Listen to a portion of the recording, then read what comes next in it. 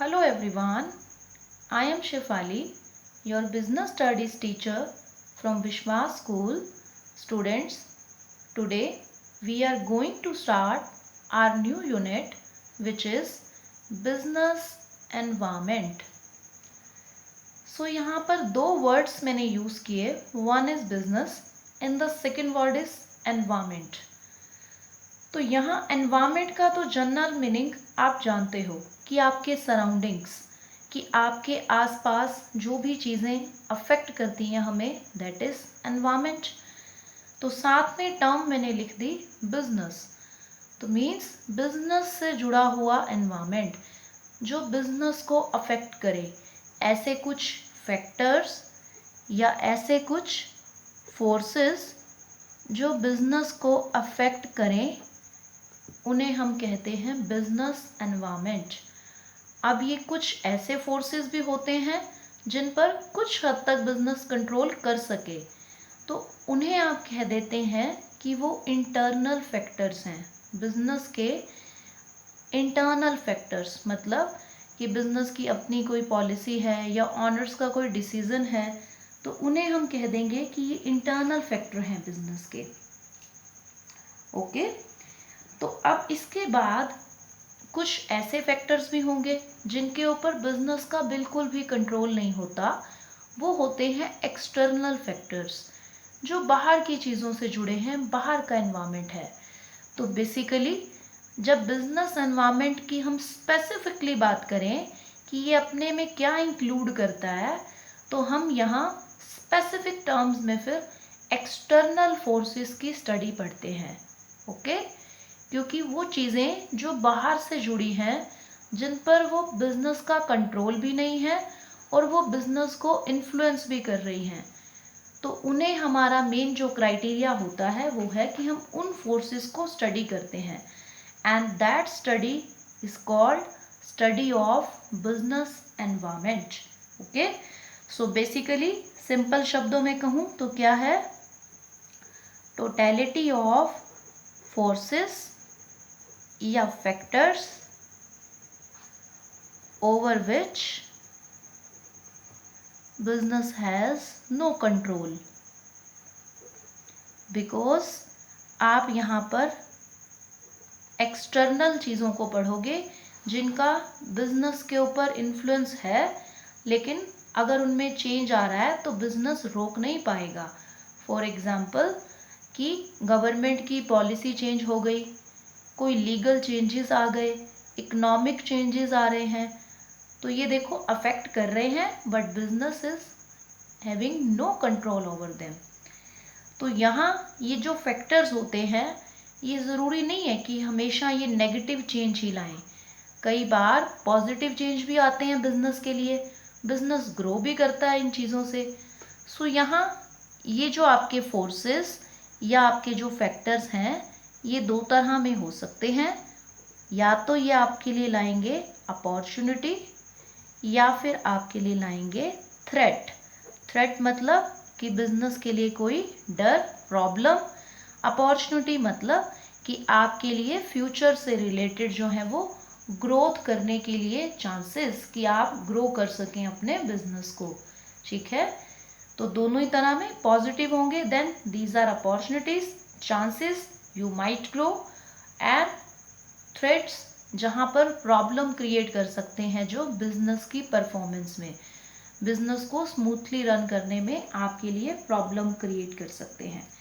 सो यहाँ अब हम बात करते हैं कुछ फीचर्स की, कि बिजनेस एनवायरनमेंट के क्या फीचर्स हो सकते हैं। अब देखो, जितना कुछ हमने अब बातें डिस्कस की, उन्हीं में से ही फीचर्स निकलेंगे।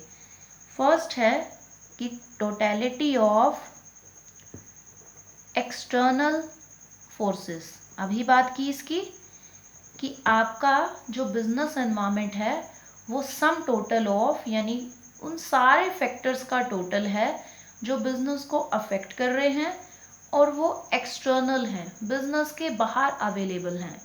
जैसे कि कोई भी पॉलिटिकल चेंज है, लीगल चेंजेस आ गए, कोई इकोनॉमिक में चेंज, इकोनॉमिक चेंजेस हैं आपके पास, इस टाइप में। तो यहाँ पर बहुत सारे फैक्टर्स होते हैं, इसीलिए मैंने शब्द यूज़ किया टोटलिटी, कि यहाँ पर बहुत सारे फैक्टर्स का सम टोटल है ये आपका बिजनेस एनवायरनमेंट। देन आपके पास नेक्स्ट जो फीचर है that is specific and general forces, कि ये जो आपके फोर्सेस हैं या फैक्टर्स हैं ये स्पेसिफिक नेचर के भी हो सकते हैं और जर्नल नेचर के भी। जर्नल का मतलब जो जर्नली समान रूप से सबको इक्वली अफेक्ट करे। स्पेसिफिक मतलब किसी एक पर्टिकुलर बिजनेस को अफेक्ट करेंगे। स्पेसिफिक मतलब किसी एक पर्टिकुलर बिजनेस को एक टाइम पे अफेक्ट करें। फॉर एग्जाम्पल आपके बिजनेस से जुड़े हुए कस्टमर्स के जो है वो एटीट्यूड में या उनकी सोच में, उनकी जो बाइंग बिहेवियर है उसमें चेंज आ गया तो आपका पर्टिकुलरली आप ही का बिजनेस अफेक्ट होगा। ठीक है। उसके अलावा आपकी कॉम्पिटिटिव फर्म्स हैं, जो आपका जो मेन कॉम्पिटिटर है उसने कुछ ऐसा किया तो आपके ऊपर अफेक्ट पड़ेगा बिजनेस पे।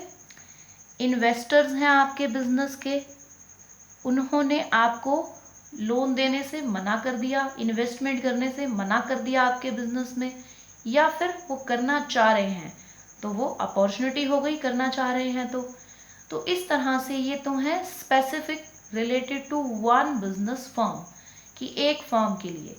अब हम बात करें कि जो जर्नल वाले हैं, जो जर्नली समान रूप से सब पर इक्वल अफेक्ट डाल रहे हैं, तो वहाँ पर क्या हो गए कि पॉलिटिकल चेंज है।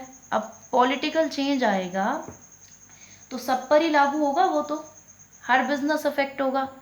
सोशल चेंजेस आ गए, सोसाइटी का जो है कोई कस्टम्स ट्रेडिशंस या सोसाइटी का एज अ होल कोई भी डिसीजन है तो वो भी बिजनेस को अफेक्ट करेगा। तो ये चीज़ें हैं जर्नल, जो जर्नली हर बिजनेस को अफेक्ट करती हैं। टेक्निकल चेंजेस आ गए तो भी बिजनेस अफेक्ट होंगे, सारी फॉर्म्स अफेक्ट होंगी। ठीक है। तो ये हैं आपके पास जर्नल कुछ फोर्सेस। सो इस तरह से दोनों ही टाइप के हो सकते हैं, स्पेसिफिक भी और जर्नल भी। देन आपके पास है इंटर रिलेटेडनेस, कि आपके जो फैक्टर्स हैं वो एक दूसरे से इंटर रिलेटेड हैं, जुड़े हुए हैं। ओके। अब इंटर रिलेटेड है मतलब कि एक फैक्टर का दूसरे फैक्टर पर भी प्रभाव पड़ता है। फॉर एग्जाम्पल एक जो है वो नई गवर्नमेंट आई, वोटिंग हुई, आप जब वोट देते हो एक नई गवर्नमेंट सिलेक्ट होके आ गई, ये तो हो गया पॉलिटिकल चेंज। ओके। अब उसके बाद उन्होंने अपने कुछ रूल्स बदल दिए, अपनी तरफ से कुछ चेंजेस कर दिए कंट्री में, तो उसकी वजह से सपोज उन्होंने इंपोर्ट एक्सपोर्ट की पॉलिसी को बदला तो इकोनॉमिक चेंजेस आ गए। तो देखो पहले पॉलिटिकल फैक्टर चेंज हुआ, फिर उसके बाद इकोनॉमिक फैक्टर में भी चेंजेस आए। तो यहाँ दोनों फैक्टर्स ने एक दूसरे को जो है अफेक्ट किया है। पॉलिटिकल में चेंज की वजह से इकोनॉमिक चेंजेस भी आ गए, तो एक फैक्टर की वजह से दूसरे फैक्टर में भी चेंज आ जाता है क्योंकि इंटर रिलेटेड हैं। ओके। नेक्स्ट आपके पास है डायनामिक नेचर। बहुत ही सिंपल चीज़ है। अब देखो अभी तक में इतना तो हम समझ गए हैं कि ये बदलने वाली नेचर के हैं, इनमें चेंजेस आ रहे हैं। तो जो चीज़ बदलती रहे उसका नेचर होता है डायनामिक, कि वो चेंज हो रही है, उसी के बारे में तो हम बात कर रहे हैं यहाँ। उसके बाद है अनसर्टेनिटी। अब यहाँ पर आपके पास ये कहना चाह रहा है कि ये सर्टेन नहीं है, निश्चित नहीं है कुछ भी इनके बारे में। क्यों नहीं है? क्योंकि चेंजेस आ रहे हैं। तो how can we say something with certainty? आप कुछ भी प्रिडिक्ट नहीं कर सकते इनके बारे में। चेंजेस इतना क्विकली होते हैं कि आप टाइम से पहले प्रिडिक्ट कर ही नहीं सकते हो कि क्या बदलाव आ जाएगा। कुछ लोग बिजनेस स्ट्रैटेजी बनाते हैं but it is a risky job, कि आपको रिस्क है कि आपकी प्रिडिक्शन, आपकी समझ गलत भी हो सकती है क्योंकि चेंजेस बहुत स्पीड से होते हैं। नेक्स्ट आपके पास है कॉम्प्लेक्सिटी। अब कॉम्प्लेक्सिटी में कह रहा है कि ये क्योंकि इतना फास्ट चेंज होते हैं, और दूसरा एक फैक्टर का चेंज दूसरे फैक्टर को भी अफेक्ट करता है। जैसे हमने एग्जाम्पल लिया, पॉलिटिकल चेंजेस जो हैं वो इकोनॉमिक चेंजेस भी ला सकते हैं, लीगल चेंजेस भी हो सकते हैं उनकी वजह से।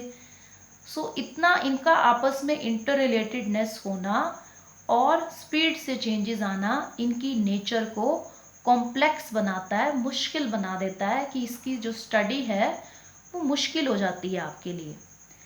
उसके बाद है रिलेटिविटी। तो यहाँ हम कह रहे हैं कि ये जो आपके फैक्टर्स हैं ये लोकल कंडीशंस से रिलेटेड होते हैं, कि आप जहाँ हो, जहाँ आपका बिजनेस है, वहाँ की कंडीशंस के अकॉर्डिंग चेंजेस आएंगे। अब देखिए, एक कंट्री के अंदर अलग अलग जो स्टेट्स हैं, सब स्टेट्स में अपने अकॉर्डिंग, अपने एरिया के अकॉर्डिंग चेंजेस आते हैं। जहाँ की सिचुएशंस जैसी होंगी वैसा बिजनेस एनवायरनमेंट रहेगा। अब हमारे यहाँ हो सकता है कुछ चीज़ें अपॉर्चुनिटी का काम करें, बाकी स्टेट्स में ना हो वो चीज़ अपॉर्चुनिटी। कुछ चीज़ें हमारे लिए थ्रेट हैं, बाकी स्टेट्स में ना हो। सो इस टाइप में ये रिलेटिव हैं। रिलेटिव मतलब according to the local conditions. So यहाँ पर हमने इनके फीचर्स को डिस्कस किया। अब हम इनकी इम्पोर्टेंस देखते हैं कि ये हमारे लिए कैसे जो है वो इम्पॉर्टेंट हैं। मीन्स इनकी स्टडी करना क्यों इतना ज़रूरी हो जाता है हमारे लिए। So what is the importance of these factors, कि इनकी स्टडी इतनी ज़रूरी है।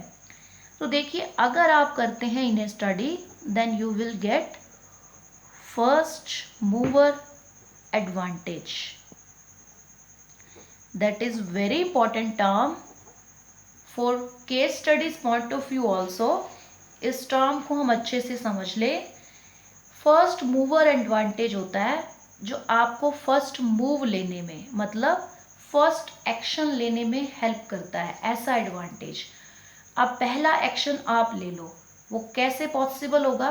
जब आपने स्टडी कर लिया है एनवायरनमेंट को, आप समझ गए हो कि अच्छा ये चेंजेस हैं या ये अपॉर्चुनिटीज़ नियर फ्यूचर में आने वाली हैं, तो मैं इनके लिए पहले से ही तैयार हो जाता हूँ।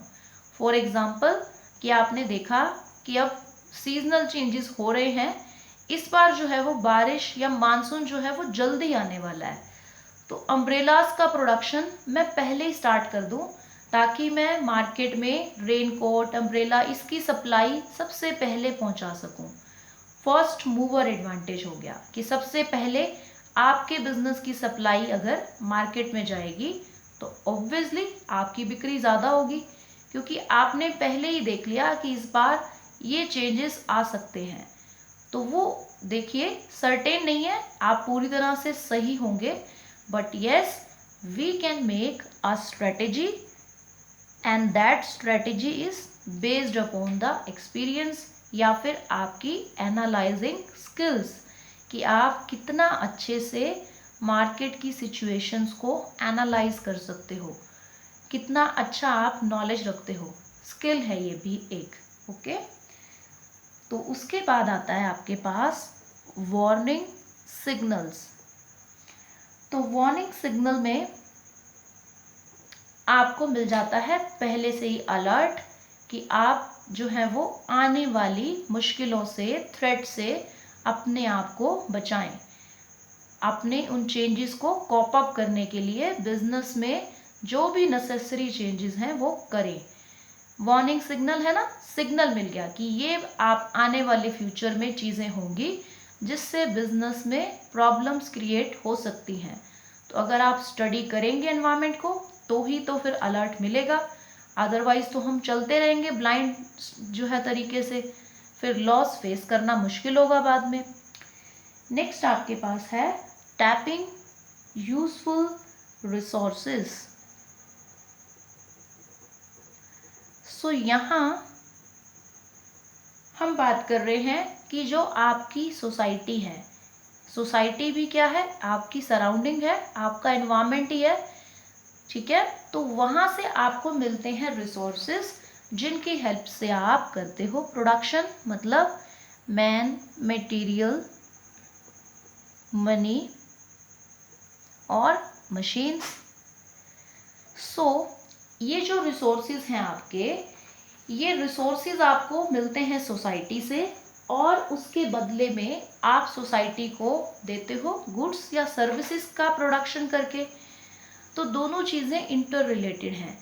तो यहाँ पर आपको जो है वो बिजनेस एनवायरनमेंट की जो स्टडी है वो आपको हेल्प करती है कि आप सोसाइटी की रिक्वायरमेंट का पता लगा सको, ताकि जो रिसोर्सेज हैं उनको आप सही ढंग से यूज़ कर सको और टैप कर सको, मतलब उनको कैप्चर कर सको आप, कि सोसाइटी की जो भी नीड्स हैं, देखो हो सकता है एम्प्लॉयमेंट की नीड है तो आपने टैप किया, आपने एम्प्लॉयज़ को कैप्चर किया, तो लोगों की रिक्वायरमेंट भी पूरी हो गई और उसके बदले में हम सोसाइटी को गुड्स या सर्विसेज भी हैं प्रोड्यूस करके देंगे। तो नेक्स्ट हमारे पास जो पॉइंट है that is कॉपिंग up with rapid changes. अब यहाँ ये कहते हैं हमें कि ना चेंज होना बुरी बात नहीं है, बट चेंज को हम फेस कर लेंगे अगर आपके पास इनफ टाइम हो। बट अगर वो चेंजेस इतने रैपिड हों, इतनी फास्ट स्पीड से हो रहे हों, तो मुश्किल हो जाता है बिजनेस के लिए उन्हें फेस करना। तो उसके लिए फिर एक बिजनेसमैन को ज़रूरी है कि वो अपने एनवायरनमेंट को कॉन्टिन्यूसली स्टडी करता रहे।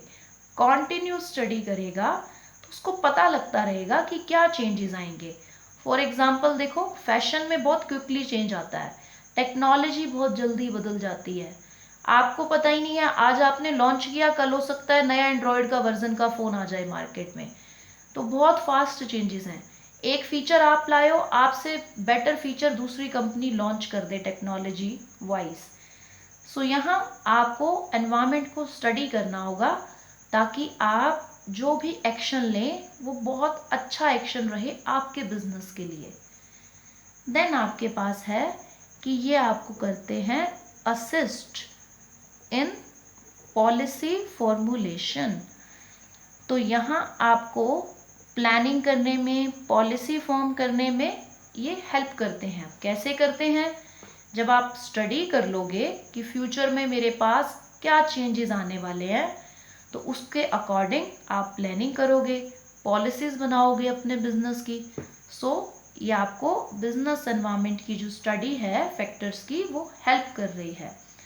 नेक्स्ट आपके पास है कि आप कर सकते हो अपनी परफॉर्मेंस को इम्प्रूव, क्योंकि जब एक बिजनेसमैन अपने आसपास के फैक्टर्स की स्टडी करेगा तो ऑब्वियसली वो अपनी वेल बीइंग के लिए, अपनी बेटरमेंट के लिए जो भी चेंजेस करेगा उससे उसकी परफॉर्मेंस इम्प्रूव होगी। सो यहाँ बिजनेस के लिए है बेनिफिट अगर वो अपने बिजनेस एनवायरनमेंट की कॉन्टिन्यूस स्टडी करता है।